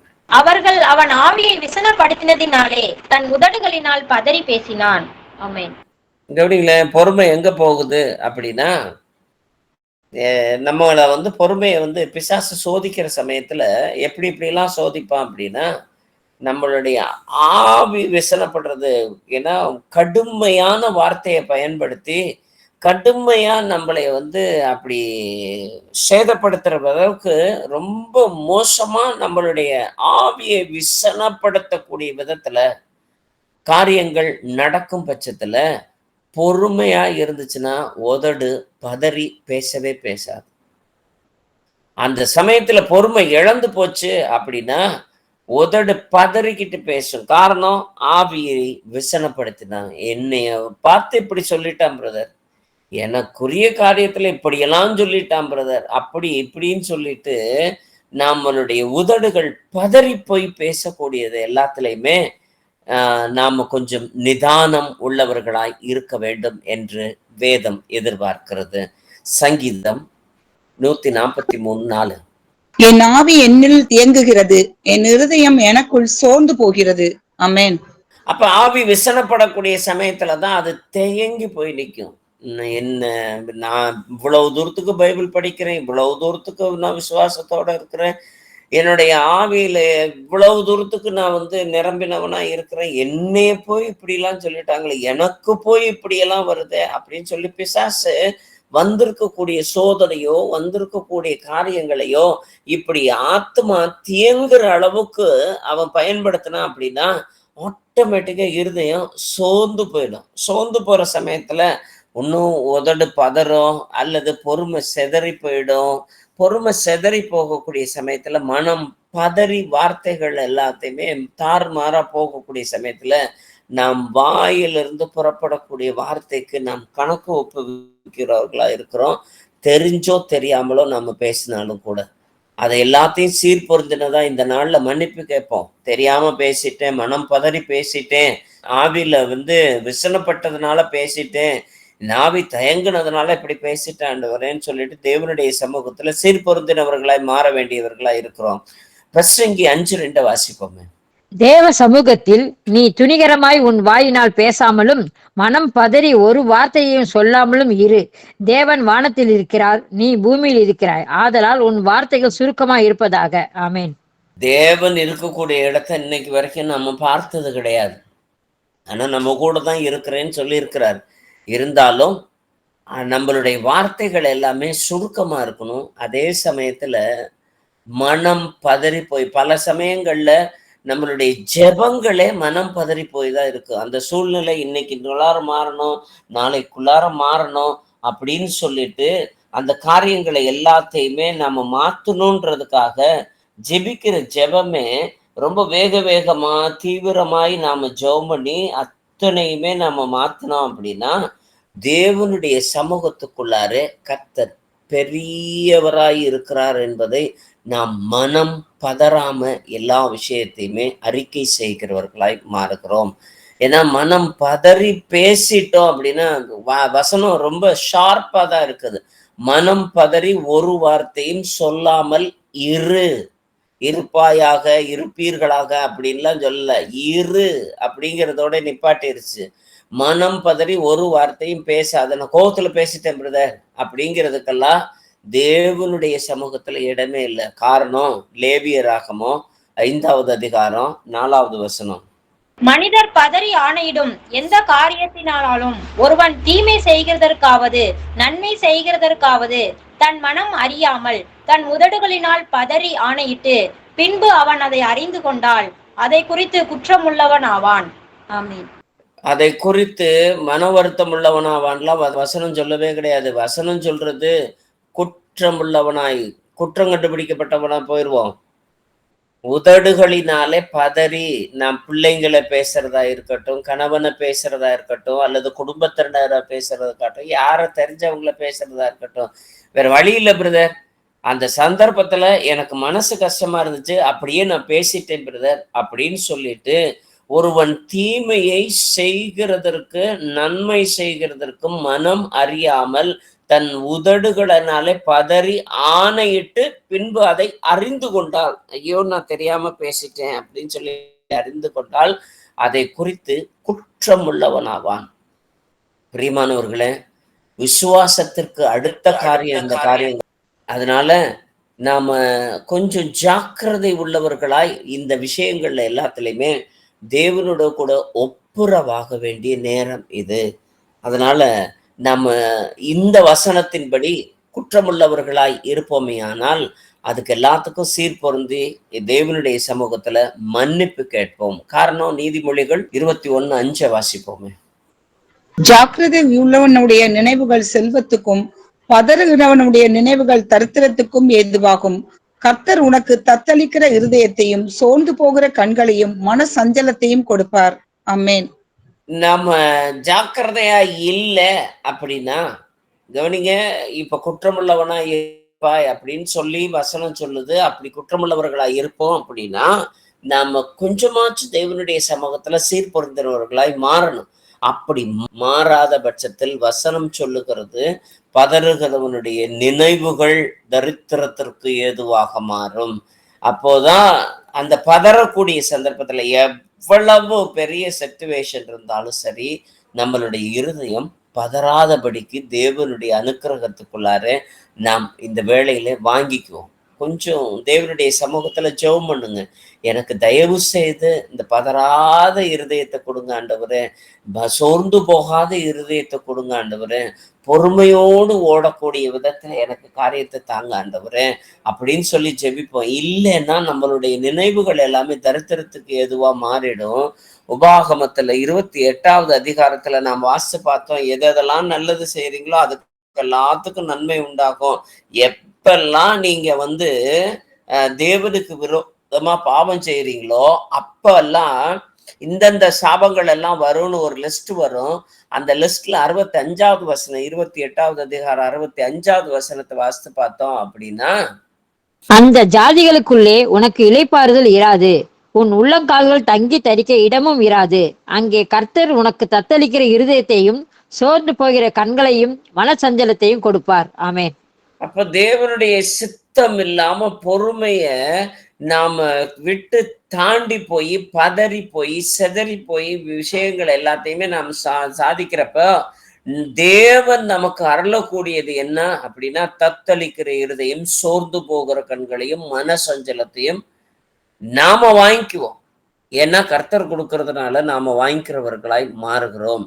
அந்த சோர்ந்து போகிற கண்கள் இல்லாதபடிக்கு கர்த்தர் பலன் உள்ளவர்களாய் நம்மை மாற்ற இன்றைய நாளே தேவனுடைய சமூகத்துல சீர்பொருந்தினவர்களாய் மாறுவோமே. எசாயா 19:3. அதனால் எகிப்தியருடைய ஆவி அவர்களுக்குள் சோர்ந்து போகும், அவர்கள் ஆலோசனையை முழுகி போக பண்ணுவேன். அப்பொழுது விக்கிரகங்களையும் மந்திரவாதிகளையும் சன்னதக்காரர்களையும் குறி சொல்கிறவர்களையும் தேடுவார்கள். ஆமென். அப்போ நம்மளுடைய இருதயம் சோர்ந்து போகிறதற்கு தேவன் கொடுப்பாருன்னா, என்னைக்கு அது சோர்ந்து போகுதோ தேவ ஆலோசனையை விட்டு அது வழுவி போய் குறி கேட்கிறவர்கள்ட்ட போய் நிற்கும். இது நம்மளுடைய சமூகத்துல இருந்து, தேவ சமூகத்துல இருந்து அப்படியே தூர தள்ளிடும். சவுலை போல தேவனுடைய சமூகத்துல நின்னவன் யாரும் கிடையாது. முடிகிற தருவாயில அவனுடைய காரியங்கள்ல எல்லாவற்றிலையுமே பதறி போய் செதறி போய் பொறுமை இல்லாம போய் செஞ்ச விஷயத்துல எல்லாத்துக்குமே அவன் மாட்டிக்கிட்டு முடிக்கிறப்ப கடைசியா குறி கேட்கிறவங்க கிட்ட போய் நின்னான். சன்னதக்காரர்களிடையும் குறி கேட்கிறவர்கள்ட்டையும் போய் நிற்கக்கூடிய விதத்துல தேவன் அவனை மாற்றினவராய், அப்படின்னா என்னதுன்னா கைவிட்டுட்டார். அந்த நிலைமைக்கு நம்ம போகக்கூடாது. ஏன்னா எசாயா 40:30. இளைஞர் இளைப்படைந்து சோர்ந்து போவார்கள், வாலிபரும் இடறி விழுவார்கள். ஆமென். இதுல பெரியவங்களை மட்டும் பேசவே இல்லை, சின்ன பிள்ளைங்களுமே ஒரு சில விஷயங்கள்ல இடறி போகக்கூடியவர்களாய் இருப்பாங்க, சோர்ந்து போகிறவர்களாய் இருப்பாங்க, மாறுவாங்க. அதனால நாம பெரியவங்கள்ல இருந்து சின்னவங்க வரைக்குமே பொறுமையோடு இருந்து சோர்ந்து போகாம, பதறாம நம்மளுடைய காரியங்களை தேவனுடைய சமூகத்துல தெரியப்படுத்துகிறவர்களாய் இருக்க வேண்டும் என்று வேதம் நம்மை எதிர்பார்க்கிறது. யோசுவா 2:9. கர்த்தர் உங்களுக்கு தேசத்தை ஒப்பு கொடுத்தார் என்றும், உங்களை பற்றி எங்களுக்கு திகில் பிடித்திருக்கிறது என்றும், உங்களை குறித்து தேச குடிகள் எல்லாரும் சோர்ந்து போகிறார்கள் என்றும் அறிவேன். ஆமென். நம்மளை குறித்து என்னதான், உங்களை குறித்து தேசக்குடிகள் எல்லாமே சோர்ந்து போகிறார்கள். இது என்னடா, இன்னும் ரொம்ப புது விசுவாசம், புதிய சத்தியம் அப்படி இப்படின்னு போனவங்க எல்லாத்துக்குமே இருக்கிறாங்க அப்படின்னு சொல்லிட்டு நம்மளை பார்த்து இருக்கக்கூடிய இந்த ஜனங்கள் எல்லாமே தேவனுடைய சமூகத்துக்குள்ளார இந்த உலகத்தார் எப்போ நாம கர்த்தருடைய சத்தியத்துக்குள்ளார கரெக்டா இருக்கிறோமோ அப்ப நம்மை பார்த்து இந்த உலகத்தினுடைய குடிகள் எல்லாமே சோர்ந்து போகும். ஐயோ, உலகத்தை கலக்கிறவர்கள் இங்கே வந்து விட்டார்கள், இவங்க வெட்டுக்கிளிய போல இவங்களுக்கு முன்னாடி. ஏன்னா இஸ்ரவேல் ஜனங்க அன்னைக்கு எரிக்கோவுக்கு முன்னாடி போனாலும் சரி, ஒவ்வொரு ஊருக்கு முன்னாடி போய் நின்னாலும் சரி, அந்த ஊருக்காரன் எல்லாமே ஊருக்குள்ளாரே விடமாட்டேன்ட்டான். காரணம், அவங்க எல்லாமே அந்த இடத்துல வந்து தாண்டி போகிறதுக்குள்ளார அவங்க வெட்டுக்கிளி மாதிரி எல்லாமே அவங்க பட்சத்தவர்களா போயிடுவாங்க அப்படின்னு சொல்லிட்டு அந்த ஜனங்களை பார்த்தாலே இவங்க சோர்ந்து போயிடுறாங்க. ஏன்னா கர்த்தர் அவர்கள் பட்சத்தில் இருக்கிறார்கள் அப்படின்னு சொல்லிட்டு சோர்ந்து போறாங்க. கவனிங்க பிரியமான பிள்ளைகளே, நாம சோர்ந்து போகக்கூடாது. நம்மளை பார்த்து தேசத்தினுடைய கிளிகள் தான் சோர்ந்து போகணும். யோசுவா 2:24 வாசிப்போமே. கர்த்தர் தேசத்தை எல்லாம் நம்முடைய கையில் ஒப்பு கொடுத்தார், தேசத்தின் குடிகள் எல்லாம் நமக்கு முன்பாக சோர்ந்து போனார்கள் என்று அவனோட சொன்னார்கள். ஆமென். யோசுவா 5:1 வாசித்துருங்களேன். இஸ்ரவேல் புத்திரர் கடந்து தீருமளவும் கர்த்தர் யோர்தானின் தண்ணீரை அவர்களுக்கு முன்பாக வற்றி போக பண்ணினதை யோர்தானுக்கு மேல்கரையில் குடியிருந்த எமோரியரின் சகல ராஜாக்களும் சமுத்திரத்தருகே குடியிருந்த கானானியரின் சகல ராஜாக்களும் கேட்டது முதற்கொண்டு அவர்கள் இருதயம் கரைந்து இஸ்ரவேல் புத்திரருக்கு முன்பாக சோர்ந்து போனார்கள். ஆமென். இஸ்ரவேல் புத்திரருக்கு முன்பாக சோர்ந்து போனார்கள். இதுதான் நியதி. கர்த்தர் நம் பட்சத்தில் இருப்பாரே ஆனால் நமக்கு எதிர நிற்கிறவன் யார் அப்படின்னு சொல்லிட்டு இதுதான் நியதி. நாம சோர்ந்து போகாம நிற்கும் பட்சத்துல நம்மளுடைய எதிராளி என்ன செஞ்சுருவான்னா சோர்ந்து போகக்கூடிய விதத்துல தேவன் மாற்றக்கூடியவராய் இருக்கிறார். எந்த தேசத்தினுடைய குடிகள் எல்லாமே எந்தெந்த ராஜாவெல்லாம் கானானியர், எபூசியர் யாரா இருந்தாலுமே இஸ்ரவேல் ஜனங்களை பார்த்து அவர்களுக்கு முன்பாக சோர்ந்து போகக்கூடிய விதத்துல மாறினார்கள். அதனால நாம தேவனுடைய சமூகத்துல கண்ணீர் விடக்கூடாது, கவலைப்படக்கூடாது. ஒவ்வொரு சமயத்திலையும் தேடி தேடி அலையாதபடிக்கு நம்ம வந்து ஜாக்கிரதை உள்ளவர்களா இருக்கணும். எபிரேயர் 12:16-17 வாசிங்களேன். ஒருவனும் வேசிக்கல்லனாகவும் ஒருவேளை போஜனத்துக்காக தன் சிரேஷ்ட புத்திர பாகத்தை விற்று போட்ட ஏசாவை போலவும் சீர்கெட்டவனாகவும் இராதபடிக்கு எச்சரிக்கையாயிருங்கள். ஏனென்றால் பிற்பாடு அவன் ஆசீர்வாதத்தை சுதந்திரித்துக் கொள்ள விரும்பியும் ஆகாதவன் என்று தள்ளப்பட்டதை அறிவீர்கள். அவன் கண்ணீர் விட்டு கவலையோடு தேடியும் மனமாறுதலை காணாமற் போனான். விசுவாசிக்கிறவன் பதறான். ஆமென். நாம செய்யக்கூடிய விஷயத்துல எல்லாத்துலயுமே தேவனுடைய கிருபை நம்மோடு கூட இருக்குன்னு சொல்லிட்டு எல்லாத்துலயுமே பொறுமையா இருக்கணும். ஒரு நேரம் சாப்பாடு சாப்பிடலன்னா செத்தா போயிடுவான். அதுக்காக தன்னுடைய சேஷபுத்திர பாகத்தை கேட்டாலும் எதை கேட்டாலும் கொடுத்துட்டு நான் வந்து இப்போதைக்கு நான் வாழ்ந்தா போதும் அப்படின்னு சொல்லிட்டு அவ்வளவு பொறுமை இழந்து போகக்கூடிய விதத்துல இன்னைக்கு இருக்கக்கூடிய விஷயத்த பாருங்க பிரதர், இப்ப இருக்கக்கூடிய விஷயத்த பாருங்க பிரதர்ன்னு சொல்லிட்டு நாம பல விஷயங்கள்ல பதறி போய் சிதறி போய் முடிவெடுத்து செய்தோமே ஆனால் கர்த்தர் எல்லாவற்றையும் அதன் காலத்திலே செய்கிறவராய் இருக்கிறார். அதனால நாம ஒரு நாளுமே ஏசாயா தீர்க்கதரிசன புஸ்தகம் 28:16 படி, ஆதலால் கர்த்தராகிய ஆண்டவர் உரைக்கிறதாவது, இதோ அஸ்திபாரமாக ஒரு கல்லை நான் சீயோனிலே வைக்கிறேன், அது பரீட்சிக்கப்பட்டதும் விலையேற பெற்றதும் திட அஸ்திபாரம் உள்ளதுமான மூளைக்கல்லாய் இருக்கும், விசுவாசிக்கிறவன் பதறான். ஆமென். அதை விசுவசிச்சேன்னா நாம பதற மாட்டோம்.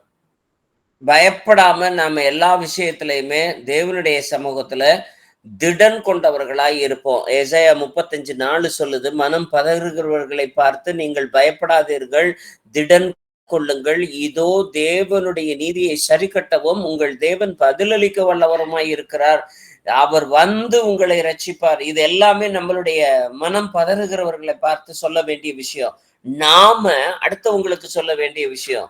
ஆனா இந்த வசனங்கள் இன்னைக்கு சபைக்கே சொல்ல வேண்டியதாய் இருக்கிறது. அதனால ஆவியானவர் சொல்லுகிறதை காதல் அவன் கேட்க கடவன். இன்னைக்கு நம்மளை பார்த்து சொல்றாங்க, நீங்க பயப்படாதீங்க, திடன் கொள்ளுங்க, என்ன வேணாலும் இருக்கட்டும், எந்த சூழ்நிலை வேணாலும் இருக்கட்டும், இப்பேற்பட்ட மோசமான காரியங்களா இருந்தாலும் இருக்கட்டும், ஆவியை இழைப்படையக்கூடிய விஷயங்களா இருந்தாலும் இருக்கட்டும், நீங்கள் பயப்படாதீர்கள், நீங்கள் திடன் கொடுங்கள், உங்கள் தேவன் நீதியை நிச்சயமாய் சரி கட்ட வல்லவராய் இருக்கிறார். அவர் தேவன் பதிலளிக்கவும் வல்லவராய் இருக்கிறார். அவர் நிச்சயமாய் உங்களை ரட்சிக்க வல்லவருமாய் இருக்கிறார். அதனால கர்த்தருடைய சிட்சைய ஒரு நாளும் அற்பமாய் எண்ணாம நாம அவருடைய கடிந்து கொள்ளும் பொழுது சோர்ந்து போகாம இருக்கணும். ஆபத்து நாட்கள்ல சோர்ந்து போனோம் அப்படின்னா நம்மளுடைய பலன் குன்றி போகக்கூடியதாய் மாறும். ஏன்னா தேவனுடைய சமூகத்துல நாம் விரும்பி தேவனுடைய காரியங்களை நாம எடுத்துக்கிட்டு இன்னைக்கு சபையில சேர்ந்திருக்கிறோம் அப்படின்னா ஒரு விசுவாசியா இல்ல, சீஷர்களாய் சேர்ந்திருக்கிறோம்.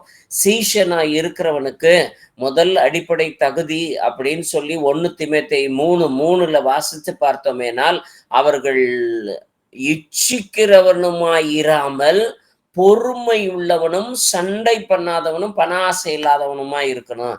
மீதி எது இல்லைனாலும் பொறுமை உள்ளவனாய் இருக்க வேண்டும் என்று வேதம் நம்மை எதிர்பார்க்கிற கூடியதாய் இருக்குது.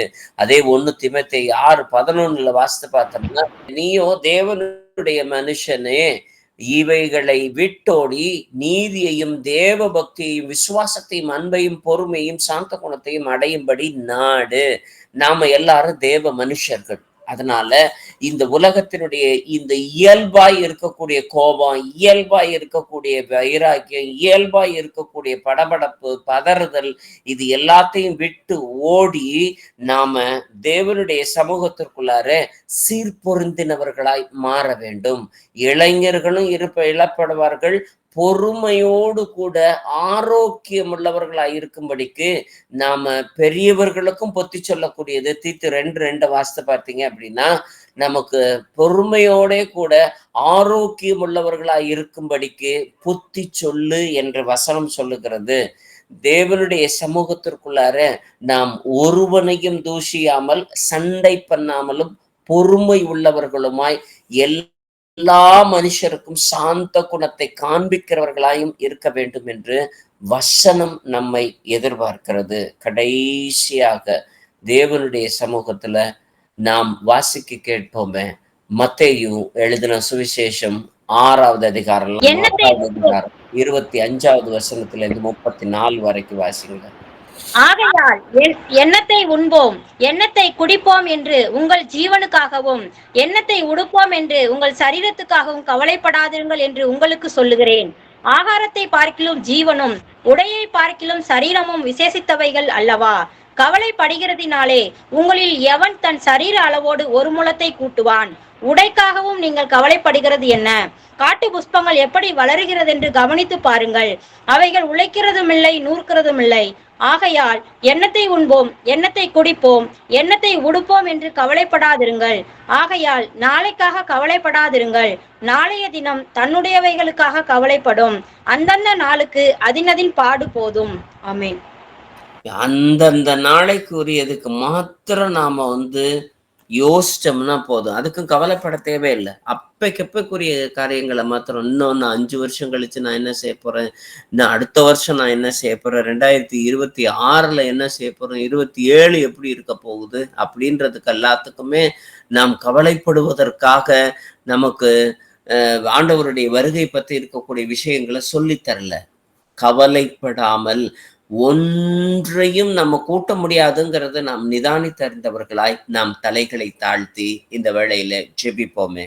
மகா இரக்கமும் கனமும் பொருந்தி எங்கள் பரமனேஸ்வரே, எங்கள் கர்த்தராகிய இயேசு கிறிஸ்துவே, உம்முடைய பூரண மிகுந்த கிருபையினாலே விசுவாசிகளாய் அல்ல ஆண்டவரே, உம்முடைய சீஷர்களாகவும் சீஷனுடைய இந்த குணாதிசயங்களுடைய இருக்கக்கூடிய பிள்ளைகளாகவும் நாங்கள் இந்த வேளையிலே கூடி இருக்கிறோம் ராஜா. அதன்படியே எங்களுக்கு உண்டாயிருக்கக்கூடிய எல்லா காரியத்திலும் நாங்கள் சோர்ந்து போகாமல் எல்லாவற்றையும் பலப்படுத்தக்கூடிய கிறிஸ்து எங்களுக்குள்ளாரே இருக்கிறதுனாலே நாங்கள் ஒன்றுக்கும் பயப்படாதபடிக்கு விசுவாசியானவன் பதறான் என்று வேத வசனம் சொல்லுகிறதன்படியே இங்கு இருக்கக்கூடிய ஒருத்தரும் ஒரு விஷயத்திலையும் பதறாதபடிக்கு தேவ கிருபை ஒவ்வொருத்தர் மீதும் இறங்கி வருவதாக ராஜா. பொறுமை என்னும் அபிஷேகம் உம்முடைய ஆவியினுடைய கனியாய் இறங்கி வருவதாக ஆண்டவரே. இயேசு கிறிஸ்துவின் நாமத்தினால இந்த நாளில ஆன்லைன்ல கேட்ட ஒவ்வொரு செவியையும், ஒவ்வொரு இருதயத்தையும், ஒவ்வொரு ஆத்மாவையும் நீர் பாதுகாத்து வழி நடத்துகிறதுனால இவர்கள் ஒன்றுக்கும் கலங்காதிருக்கவும், இவர்களுடைய இருதயம் எந்த ஒரு விஷயத்திலும் சோர்ந்து போகாதபடிக்கும், இவர்கள் இருதயத்திலுள்ள கவலைகள் இவர்களை ஒடுக்காதபடிக்கு நல் வார்த்தையாய் மனமகிழ்ச்சி இவர்களுக்குள்ளாரே உண்டாயிருக்க இயேசுவின் நாமத்தினாலே ஆசீர்வதித்து ஜெபிக்கிறேன் எங்கள் ஜீவனுள்ள நல்ல பிதாவே, ஆமென். தேவனுடைய சமூகத்துல சகோதரன் பீட்டருக்காய் நாம எல்லாருமே பரிந்து பேசி ஜெபிக்க போகிறோம். அதனால யாரும் லீவ் ஆயிடாதீங்க. அவருக்கு என்ன கர்த்தருடைய சிஸ்டர் இருக்கிறீங்களா? சாந்தி சிஸ்டர் எதுவும் இருக்கீங்களா லைன்ல? நான் லைன்ல தான் இருக்கேன் பிரதர். பிரதர் டாக்டர் வந்து பார்த்துட்டு போனாங்க. 99% அவர் நல்லா ஓகே ஆயிட்டாங்க. ஆனா இன்னும் வந்து அவரோட சூழ்நிலை அப்படின்னு சொன்னா அது வந்து கிளியரா இன்னி கொஞ்சம் இல்லை. மண்டே டியூஸ்டே வரைக்கும் ஐசியூல வைக்க வேண்டியதா இருக்கு அப்படின்னாங்க. ஆனா நாங்க பார்த்தப்போ வந்து இன்னும் அந்த லெஃப்ட் சைடு எல்லாம் எதுவுமே ஒரு அசைவு இல்லைங்க பிரதர். அதுக்காக ஜெபிச்சுக்குங்க. அப்புறம் வந்து அவர் இன்னும் நல்லா சுயநலமா அவர் வந்து பார்த்து எங்ககிட்ட பேசுற மாதிரி கொஞ்சம் ஜெபிச்சுக்குங்க பிரதர். அப்புறம் வந்து எனக்கு மண்டேக்குள்ள டிஸ்சார்ஜ் பண்ணிட்டாங்கன்னா எனக்கு ஃபினான்ஸ் மூலியமாவும் எனக்கு ஹெல்ப்பா இருக்குங்க பிரதர். அதுக்கு மேல இங்க ஐசியூ வார்டில் வச்சாங்கன்னா எனக்கு ஃபினான்ஸ் ரொம்பவே கஷ்டமாயிருங்க பிரதர். என்ன பண்ணணும்னு எனக்கு தெரியல. இது 3க்காக எனக்கு ப்ரேயர் பண்ணிக்கங்க பிரதர். கர்த்தருடைய பெரிதான கிருபைக்காக கோடி ஸ்தோத்திரங்களை ஏறெடுக்கிறோம். எங்களை கைவிடாத கர்த்தர் நீர் இருக்கிறீர் ஆண்டவரே. சூழ்நிலைகள் எப்பேற்பட்டதாய் பெரிதாய் இருந்தாலும் கர்த்தர் நீர் அவைகளை காட்டிலும் பெரியவராய் இருக்கிறீர் ஆண்டவரே. அதனால இந்த அன்பு சகோதரன் பீட்டரை நாங்கள் இயேசுவின் நாமத்தினாலே இந்த வேளையிலே உச்சன் தலையிலிருந்து உள்ளங்கால் வரைக்கும் நாங்கள் ஆசீர்வதிக்கிறோம் ராஜா. பெரும்பாடுள்ள ஸ்திரீ தன்னுடைய ஆஸ்திகளை எல்லாவற்றையும் கொண்டு வைத்தியம் பார்த்தாலும் அவர்களுக்கு சுகம் அளித்தது நீர் மாத்திரம். உம்முடைய ஆடையினுடைய தொங்கலை தொட்ட மாத்திரத்திலே நீர் சுகம் கொடுத்தீர் என்பதை நாங்கள் வேதத்திலே வாசித்து அறிந்து விசுவசித்திருக்கிறோம் ராஜா. அதன்படியே இந்த ஆஸ்தியில் இருக்கக்கூடிய இந்த வைத்தியத்தை காட்டிலும் உம்முடைய தொங்கல் வஸ்திரம் இந்த வேளையிலே சகோதரன் மீது விழுவதாக. அந்த நினைவுகள் எல்லாம் இயேசுவின் நாமத்தினாலே பெர்ஃபெக்டா திரும்புவதாக. இயேசுவின் நாமத்தினாலே அவர் செய்த எல்லா தப்பிதங்களையும், எல்லா பதறின காரியங்களையும், எல்லா சோர்ந்து போன வேலைகளையும் இந்த வேளையில நீர் மன்னிக்கிற தயவிற்காய் கோடி நன்றிகளை ஏறெடுக்கிறோம் ராஜா. இயேசுவின் நாமத்தினாலே அவருடைய சரீரத்துல செயலிழந்து இருக்கக்கூடிய உறுப்புகள் எல்லாம் இந்த வேளையிலே செயல்படுவதாக ராஜா. ஆவியானவர் எங்குண்டோ அங்கு விடுதலை உண்டு என்று சொல்லி இருக்கிறீர் ஆண்டவரே. அதன்படியே சரீரத்திலே ஆவியினுடைய வல்லமை இறங்குவதாக ராஜா. அதற்காய் நாங்கள் இந்த வேளையில ஒப்பு கொடுத்து ஜெபிக்கிறோம். சகோதரன் பீட்டர் சரீரத்துல அவர் செயல்படாதபடிக்கு அவர் மேலே தங்கக்கூடிய எல்லா பொல்லாத சத்துருவினுடைய கிரியைகள் எல்லாம் இயேசுவின் நாமத்தினாலே வெளியேறி போவதாக இப்பொழுதே கட்டளை எடுக்கிறோம். அவைகள் எல்லாம் வெளியேறி போ என்று கட்டளை கொடுக்கிறோம் ராஜா.